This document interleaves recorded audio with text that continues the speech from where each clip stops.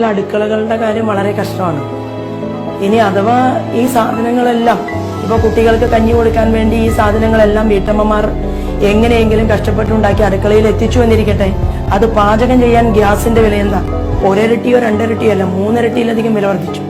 എന്നെ പോലെയുള്ള ഇടനിലക്കാരായിട്ടുള്ള ഇടത്തരം കുടുംബത്തിൽപ്പെട്ട കഞ്ഞി കുടിക്കാൻ ഗതി വന്നിട്ടുള്ളവർ നമ്മുടെ നാട്ടിൽ പാവപ്പെട്ടവർക്ക് വേണ്ടിയിട്ട് ചില രീതിയിലുള്ള ഇപ്പോൾ വില വർദ്ധിച്ചു, 50 രൂപ വർദ്ധിക്കുമ്പോൾ ഞാൻ ഉൾപ്പെടെയുള്ള അമ്മമാർ, പാവപ്പെട്ട അമ്മമാർക്ക് വേണ്ടി സഹിക്കുകയാണ്, ഗവൺമെന്റിനോട് ചേർന്ന് നിൽക്കുകയാണ്.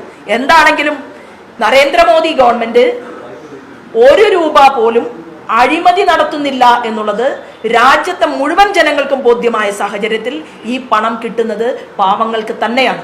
നേരിന്റെ വാർത്തകൾ നിങ്ങളുടെ വിരൽത്തുമ്പിലെത്താനായി സാഗ് ന്യൂസ് ചാനൽ സബ്സ്ക്രൈബ് ചെയ്തും ഷെയർ ചെയ്തും ഒരു ശരിയായ മാധ്യമ നിലപാടിനൊപ്പം നിൽക്കാൻ ഞങ്ങൾ നിങ്ങളെ ക്ഷണിക്കുന്നു.